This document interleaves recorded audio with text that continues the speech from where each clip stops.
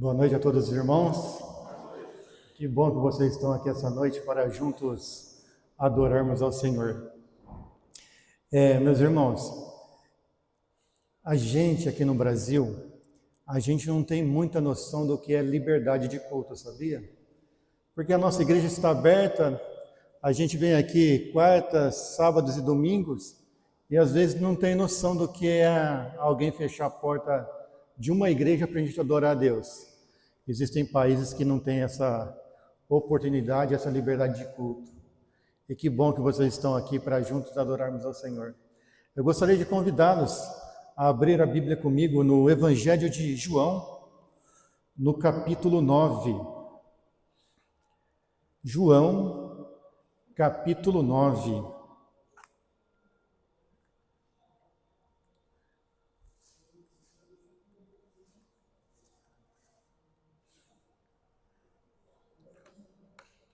Amém ou misericórdia? Vamos fazer mais uma prece? Vamos orar. Querido e amado Deus, nós queremos agradecer ao Senhor, porque o Senhor é bom e a sua misericórdia dura para sempre. Agradecer ao Senhor por estarmos aqui para prestar culto de adoração ao seu nome. E pedir ao Senhor, ó Pai, que se faça companhia conosco através do Santo e Bom Espírito. E que também, ó Pai, o Senhor seja exaltado e louvado aqui essa noite. E que possamos ser atraídos pelo Senhor novamente e fazer mais uma decisão de permanecer ao seu lado. Nos abençoe, abençoe aqueles que vão ver e ouvir em algum momento essa mensagem e que tudo seja para a honra e glória do seu nome, em nome de Jesus. Amém.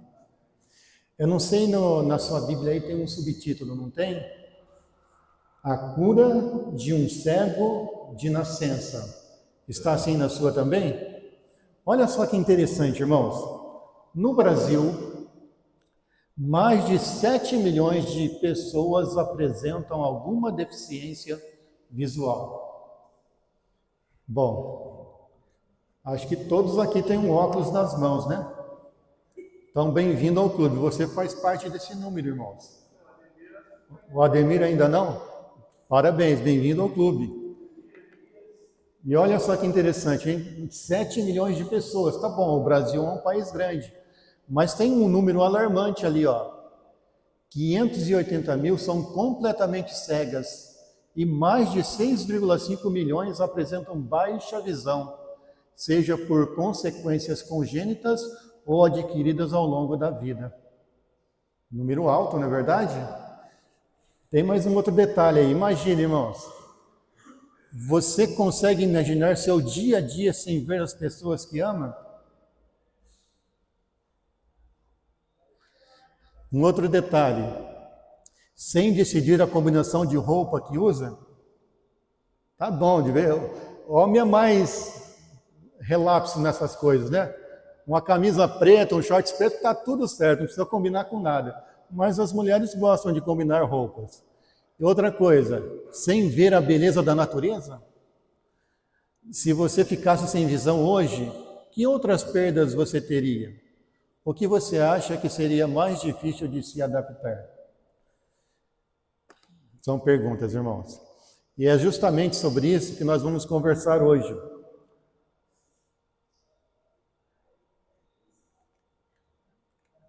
João, capítulo 9, diz assim, vamos para a leitura.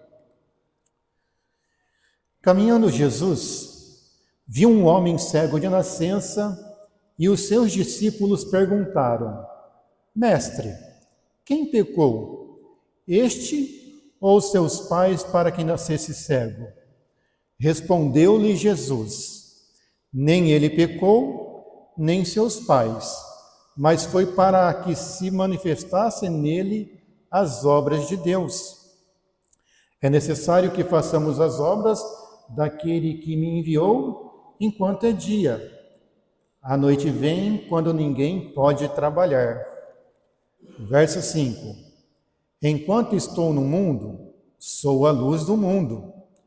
Dito isto, cuspiu na terra e, tendo feito lodo, lodo com a saliva, aplicou aos olhos do cego, dizendo-lhes: vai, lava-te no tanque de Siloé, que quer dizer enviado. Ele foi, lavou-se e voltou vendo. Então os vizinhos, os que dantes conheciam de vista como mendigo, perguntaram: não é este aquele que estava assentado pedindo esmolas? Uns diziam: é ele. Outros: não, mas se parece com ele. Ele mesmo, porém, dizia: sou eu. Perguntou-lhe, pois: como te foram abertos os olhos? Respondeu ele: o homem chamado Jesus fez lodo, untou-me os olhos e disse-me: vai ao tanque de Siloé e lava-te. Então fui, lavei-me e estou vendo. Disseram-lhe, pois: onde está ele? Respondeu: não sei. Daqui a pouco a gente continua um pouquinho mais. Mas vamos meditar nessa pergunta aqui, irmãos. A pergunta dos discípulos. É uma pergunta simples. Quem pecou? Ele, o cego, ou os seus pais, para que nascesse cego? Então quem é que pecou?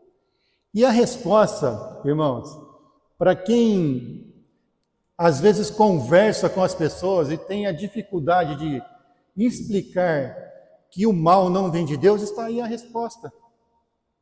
Não foi nem ele e nem os pais dele, mas foi para se manifestar a glória de Deus. Agora, irmãos, o que me intriga, né? Por que os discípulos fez essa pergunta a Jesus? E isso é interessante, porque os discípulos já estavam andando com Jesus há algum tempo. Mas foi uma situação que aconteceu com eles, que eles tiveram que fazer essa pergunta, porque o que se cria um judeu na época do Senhor Jesus? Eu trouxe esse livro aqui, chamado Comentário Bíblico.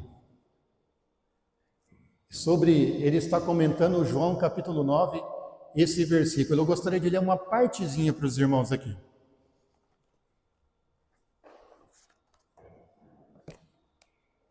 Olha no que eles acreditavam.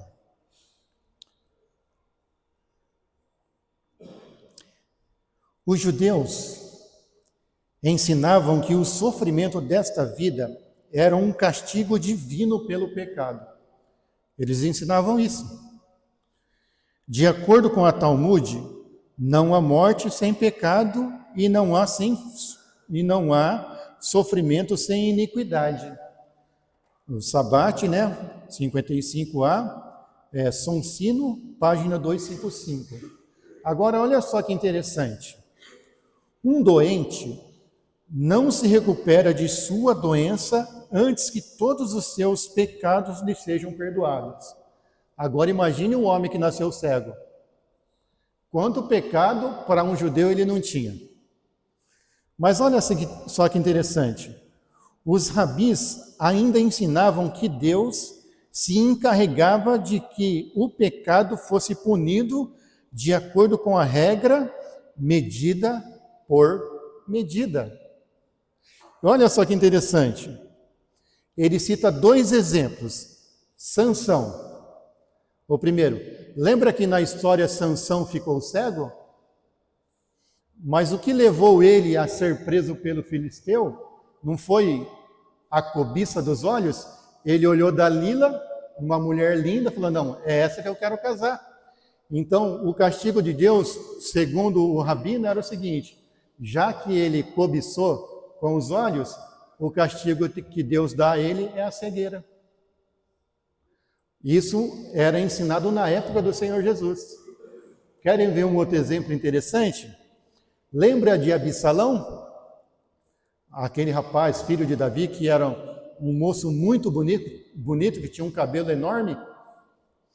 Ele não morreu pendurado pelos cabelos em alguns galhos, ele ficou pendurado em alguns galhos com o cabelo, que era tipo uma cobiça. Então, pela cobiça, ele ficou preso.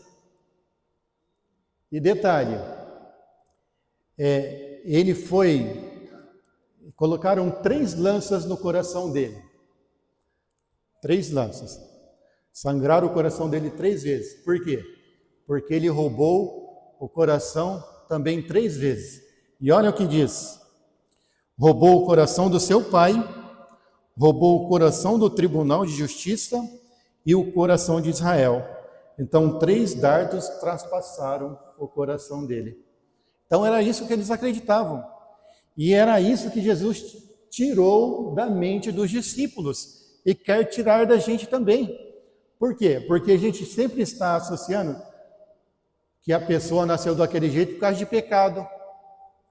É bem verdade que em algumas situações a pessoa procura e ela acaba recebendo a sua procura. Mas nesse caso era um cego de nascença e Jesus tinha que deixar claro.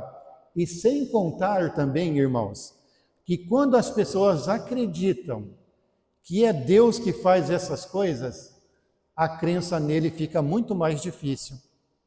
Assim, por que eu vou acreditar num Deus que vai me castigar se eu errar? Então a gente tem que pensar nisso.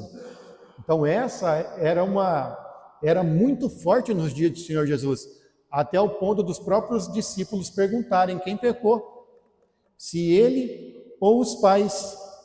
E continua.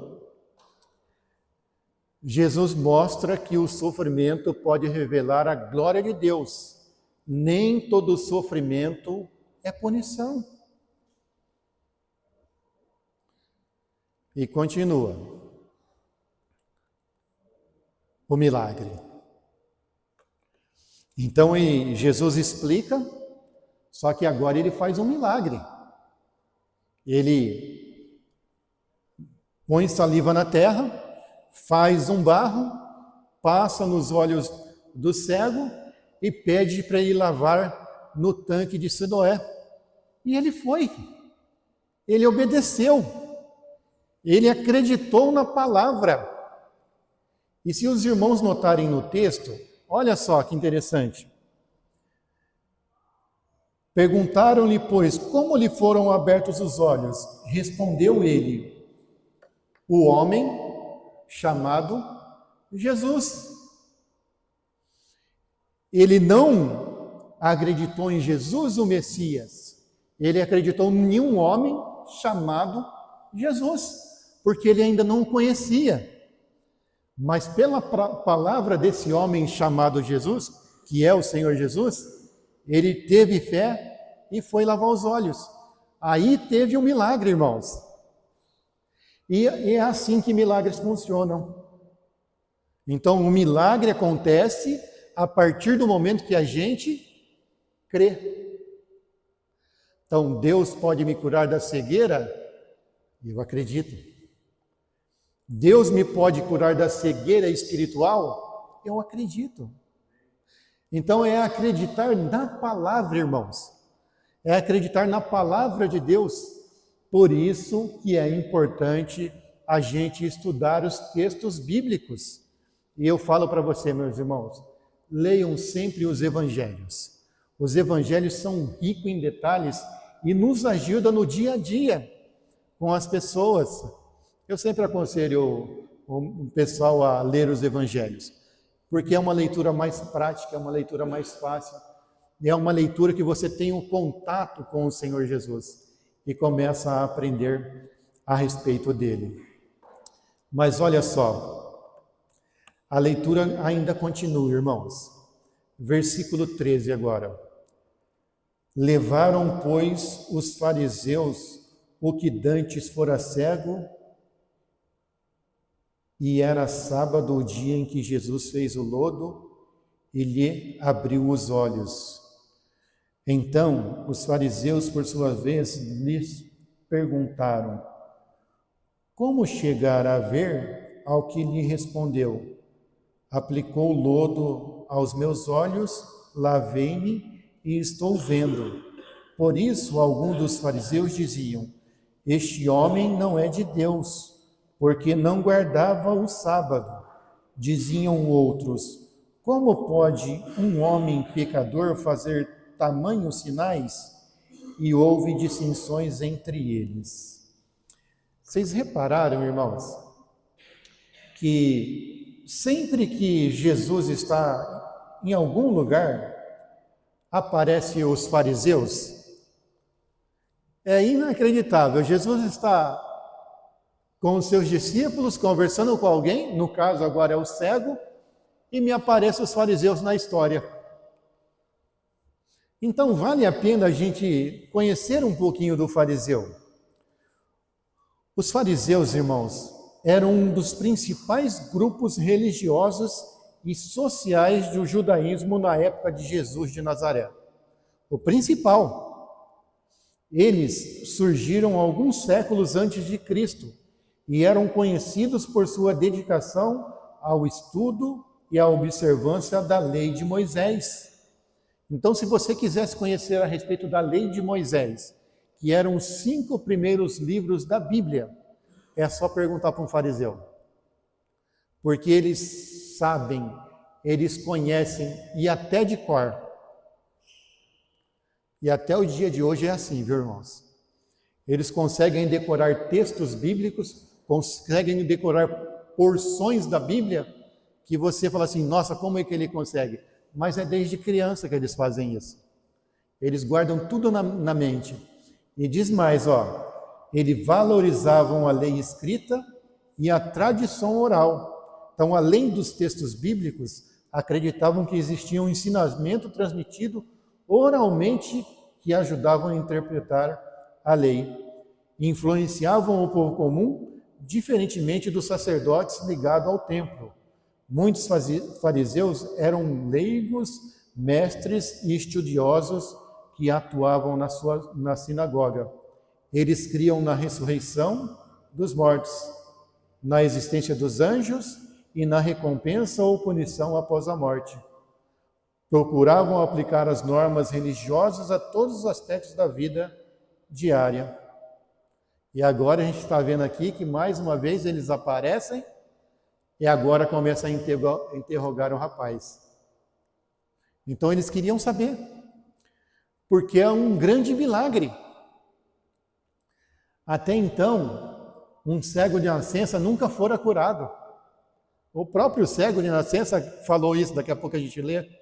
Então, até o momento, nenhum cego de nascença havia sido curado. E Jesus o curou. Aí os fariseus levam esse menino, esse homem, para interrogar. Mas olha só que interessante.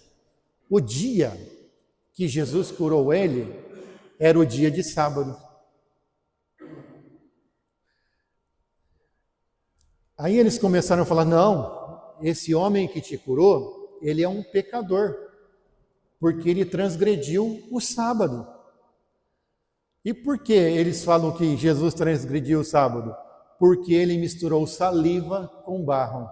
E o ato de misturar saliva com barro caracterizava na lei que era trabalho e era transgressão do sábado. Mas olha só que interessante. Se você prestou atenção no texto, ele diz assim, diziam outros, como pode um homem pecador fazer tamanhos sinais? E houve dissensão entre eles. Então, nem todos eles estavam pensando da mesma maneira nesse caso. Então, houve discussão entre eles. Jesus transgrediu o sábado ou não transgrediu o sábado? Eu vou deixar você tranquilo, viu, irmãos? Se Jesus tivesse transgredido o sábado, tivesse transgredido a lei, ele não poderia ser o sacrifício perfeito que ele é para nós hoje. Então, Jesus morreu sem pecado, tá bom? E é por isso que a gente prega ele, fala a respeito dele, ama de coração, porque ele é o nosso Salvador. Então, na época, dava esses problemas. E, às vezes, as pessoas usam textos sem conhecer toda a história para dizer que Jesus transgrediu a lei de Deus. Até hoje falam isso. Mas Jesus nunca transgrediu a lei de Deus. O que Jesus queria que os fariseus entendessem porque eram sempre as mesmas discussões, era misericórdia, irmãos. Era misericórdia. Porque eles conheciam tudo a respeito de lei. Eles eram especialistas, mas não conheciam a respeito da misericórdia de Deus. Um homem que era cego, que fora curado num dia de sábado, e a discussão deles foi se Jesus transgrediu a lei ou não.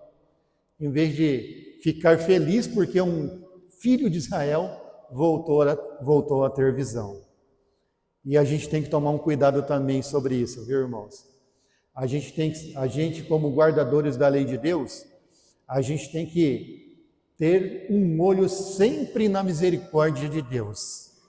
O que pode e o que não se pode ser feito, é importante saber isso.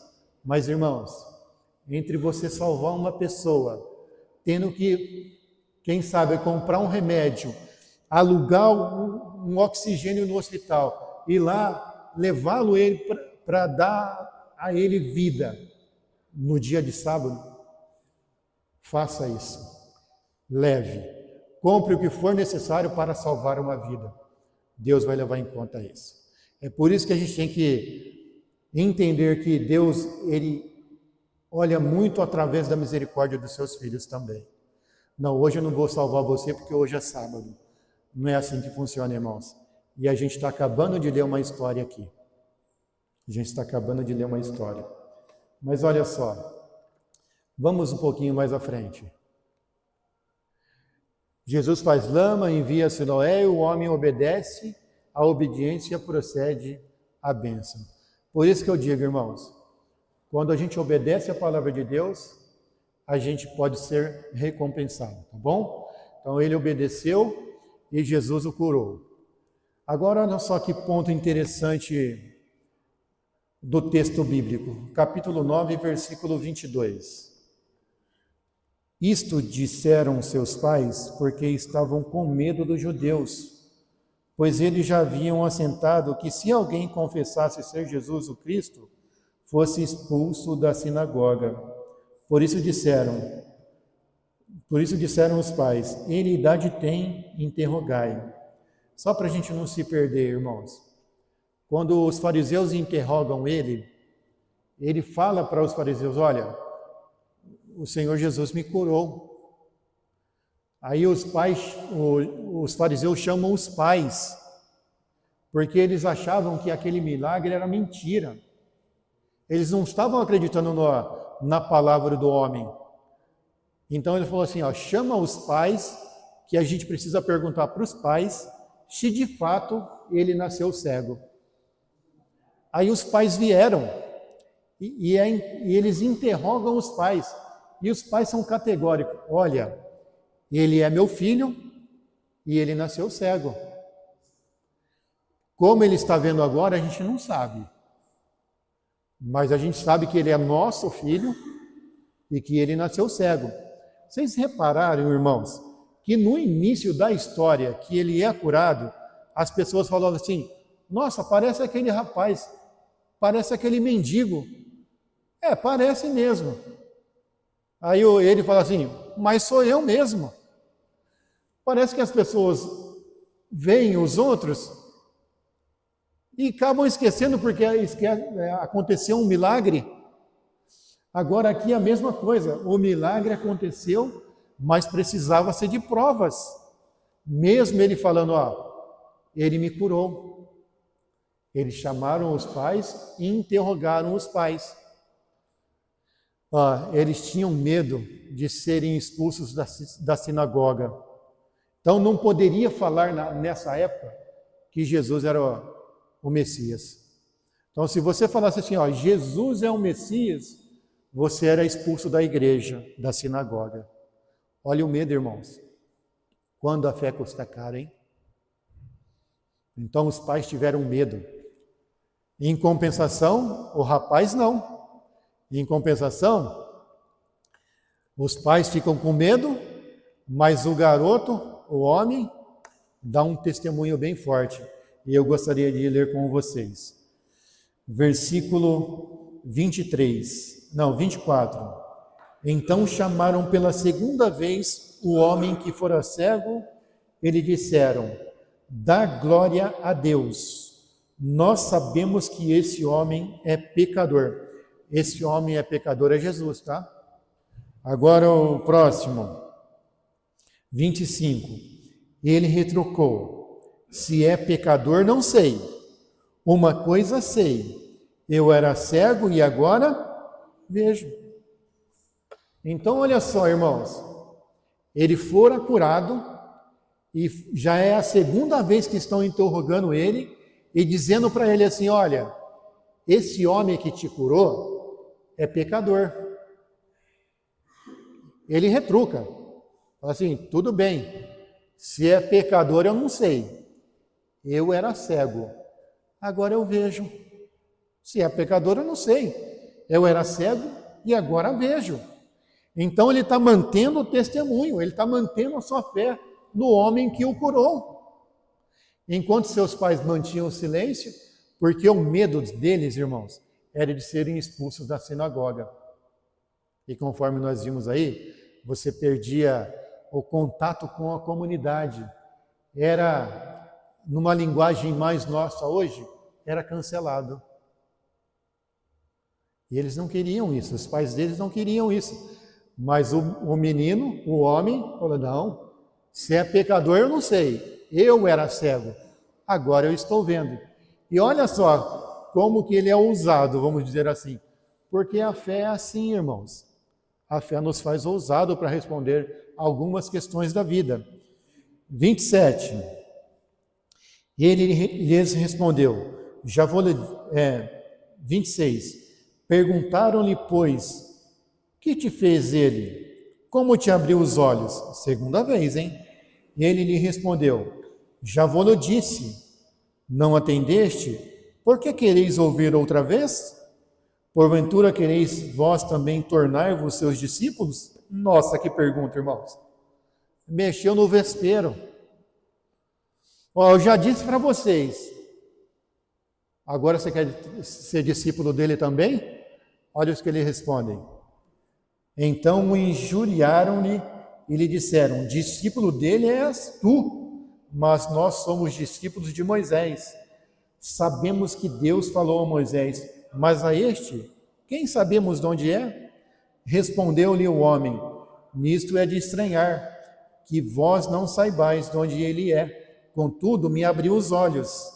Sabemos que Deus não atende a pecadores, mas pelo contrário, se alguém teme a Deus e pratica a sua vontade, a este atende. Desde que há mundo jamais se ouviu que alguém tinha aberto os olhos de um cego de nascença. Se este homem não fosse de Deus, nada poderia ter feito. Mas eles retrucaram: tu és nascido todo em pecado e nos ensina a nós? E o expulsaram. Irmãos, expulsaram ele da igreja, expulsaram da sinagoga. Como pode isso? Que situação! Um homem que praticamente viveu ali, cego a vida toda, vivia como um mendigo. Agora o Senhor Jesus dá uma bênção a ele, agora ele conversa novamente com os fariseus, e os fariseus não dão por feliz. Fala assim, olha, os fariseus queriam outra coisa, né, irmãos? Eles queriam outra coisa. Eles não queriam reconhecer a Jesus como o Senhor. Infelizmente, eles não queriam isso. E o menino foi ousado. E o menino, ele fala, uma coisa assim, eu era cego, agora vejo. Essa experiência com Cristo, irmão, ela é incontestável. Jesus mudou o coração dele naquele momento e ele já não podia mais negá-lo. Ele não podia mais fazer nada. Já estava no coração dele a pessoa do Senhor Jesus. E ele o defendia com unhas e dentes, a ponto de ser expulso da sinagoga. É triste, né, irmãos? Quando a gente não é compreendido pela nossa fé. Às vezes a gente não é expulso da sinagoga não, viu, irmãos? Mas a gente é expulso do nosso lar, quantas e quantas pessoas, pela fé no Senhor Jesus, foi expulso de lares. Quantas e quantas pessoas, irmãos, por fé a Jesus, deixou bons empregos, deixou o laço da família por seguir a pessoa do Senhor Jesus. Por isso que às vezes a fé custa caro, mas vale a pena. Mas vale a pena, irmãos. Agora ele é expulso da igreja. O que vai ser desse rapaz? O que vai acontecer com ele? Não. O homem perde seu lugar na comunidade religiosa, mas permanece fiel à verdade. E sabe o que aconteceu com ele, irmãos? Jesus procura o rejeitado. Olha só que interessante. Verso 35. Ouvindo Jesus que o tinham expulsado, encontrando-o, lhe perguntou: crês tu no Filho do Homem? Ele respondeu e disse: quem é, Senhor, para que eu nele creia? E Jesus lhe disse: já o tem visto, e é o que fala contigo. Então afirmou ele: creio, Senhor, e o adorou. Essa pergunta, irmãos, não é pela cura, a cura lá no início, tá? Agora é a pergunta com ele vendo, ele enxergando. Tá? Você crê no Filho do Homem? Quem é o Filho do Homem para que eu creia nisso? Você já o tem visto. Você está vendo. Ó, você o tem visto. Então eu creio. Então eu acredito. E o adorou. Sabe, irmãos, quando todos o rejeitaram, Jesus o encontra. Cristo nunca abandona quem lhe é fiel. E é isso que a gente tem que colocar no nosso coração, irmãos. Infelizmente, para muitos, nós somos números. Infelizmente. Mas se todos nos abandonaram, tenha plena certeza. Como Jesus foi ao encontro desse cego, ele vem ao nosso encontro. Ele vem ao nosso encontro. Através de uma pessoa, através de alguém que às vezes nem conhece, nem professa fé. Deus manda a pessoa para te encontrar, para te mandar alguns recados importantes na vida. Por isso, irmãos, nós devemos estar sempre com os ouvidos bem atentos à voz de Deus, porque nós podemos ser a resposta de uma oração de alguém que está procurando o Senhor Jesus. Por isso. E olha só que interessante. Como é o crescimento? Quando ele encontrou o Senhor Jesus, quando Jesus curou ele a primeira vez, ele falou assim, ó, o homem chamado Jesus. Lembra, irmãos? Quando os fariseus o interrogam, já não é mais homem, é um profeta. Pode ler depois, tá? Eu pulei a leitura, mas pode ler. É um profeta. A terceira vez falando, bom, é um homem, é um profeta? Não, ele veio de Deus. Então, olha o crescimento da fé. Então, para quem não conhecia nada do Senhor Jesus, acreditava que ele é um homem, só um homem chamado Jesus. Depois falou assim, não, bom, se ele me curou, ele pode ser um profeta. Já melhorou, né? Já foi subindo. Falou, não, para ele me curar, ele veio de Deus. Porque a discussão do fariseu era a seguinte, olha, ele transgrediu a lei, então ele é um homem pecador. Se é pecador, eu não sei, eu era cego, agora eu vejo. Então ele acreditava que ele tinha vindo de Deus. E depois já vem o Senhor, eu creio. E a Bíblia termina dizendo que ele o adorou. E sabe, irmãos, a palavra adorou, a palavra adorar, é a que eu mais gosto. Eu gosto dessa palavra. Sabe por quê? Se vocês repararem biblicamente falando, todo mundo que tem um encontro com Deus o adora, o reconhece como Deus, Senhor da sua vida e prostra para adorar a Deus. Pode reparar. E sabe por que eu gosto dessa palavra? Porque em toda a história bíblica, pode reparar, quando todo esse sistema de coisas terminarem, o que a gente vai fazer com relação a Deus? Adorá-lo. adorá-lo, irmãos. Então, tenha isso em mente. Nós somos adoradores.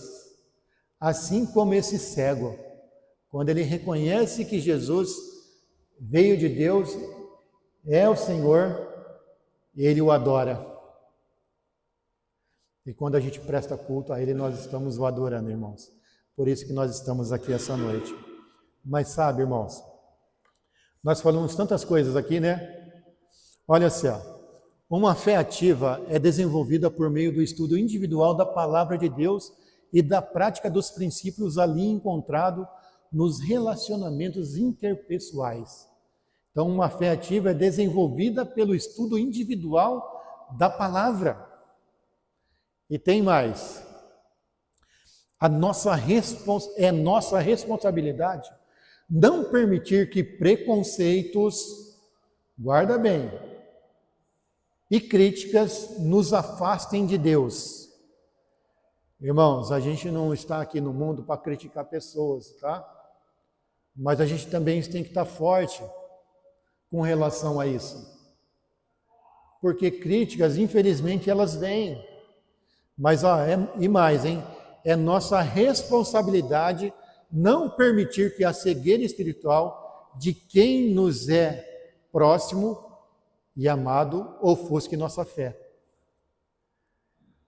E, só vou abrir um parênteses aqui. A gente sente mais, né, daquelas pessoas que a gente ama.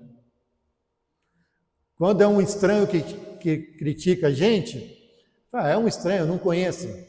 Mas quando é uma pessoa amada que a gente quer bem, que critica, a gente sente tanto, irmãos. Mas não é para isso abalar a nossa fé, viu? A gente tem que tomar cuidado. A cegueira física não causou cegueira espiritual. Então aquele homem era cego, mas era o que mais viu, o que mais entendeu. Uma cegueira espiritual, irmãos. Mas ele tinha uma cegueira física. Ele teve uma visão espiritual do Senhor Jesus. Então a cegueira física não causou a cegueira espiritual. E mais para sair do estado de cegueira espiritual, que tem muito a ver com a gente, o desejo de ver Jesus precisa ser estimulado. Em geral, são as dificuldades e decepções que tiram nossos olhos de nós mesmos, da nossa autossuficiência e nos despertam para as necessidades de ver Jesus e de ser notados por Ele e curados. Então a gente tem a nossa parte também. E agora eu quero só fazer um apelo para os irmãos aqui. Sabe, irmãos, essa história tem muito a ver com a gente hoje. Às vezes a gente não é cego fisicamente falando, mas a gente pode ser cego espiritualmente falando. Mas a gente tem que começar a ver Jesus hoje aqui. Começar a ver, estimular a nossa visão do Senhor Jesus. A andar nos seus caminhos em inteireza de coração.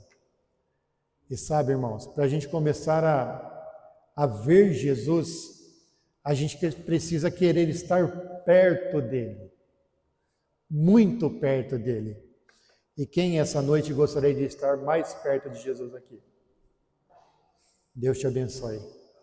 Que Deus nos clareie e nos dê uma visão espiritual. Vamos louvá-lo. Mais perto eu quero estar.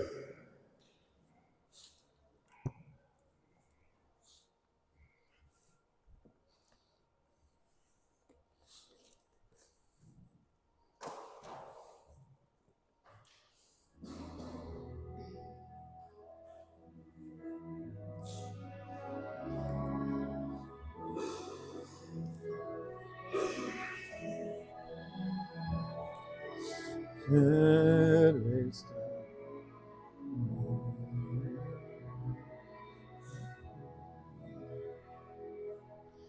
mais perto, quero estar de ti, lugar pecador que a ti. Eis meu constante orar, mais perto quero estar, mais perto quero estar, meu Deus, de ti. Andando triste aqui na solidão, paz e descanso a mim, teus braços dão. Eis meu constante orar, mais perto quero estar, mais perto quero estar, meu Deus, de ti. Minha alma cantará a ti, Senhor, cheia de gratidão por seu amor. Eis meu constante orar, mais perto quero estar, mais perto quero estar, meu Deus, de ti.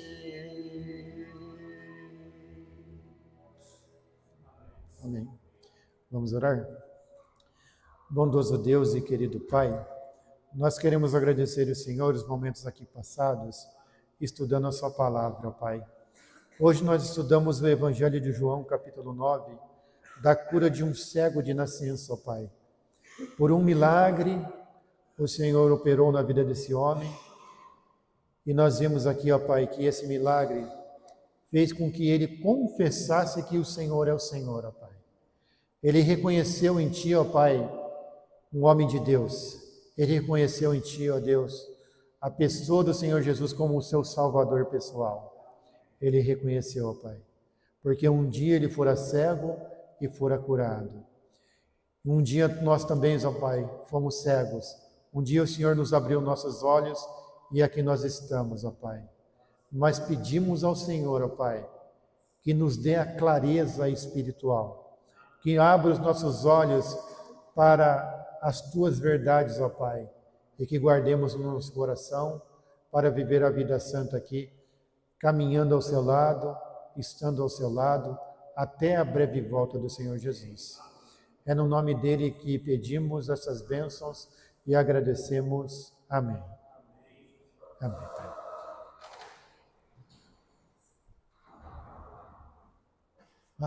Wagner.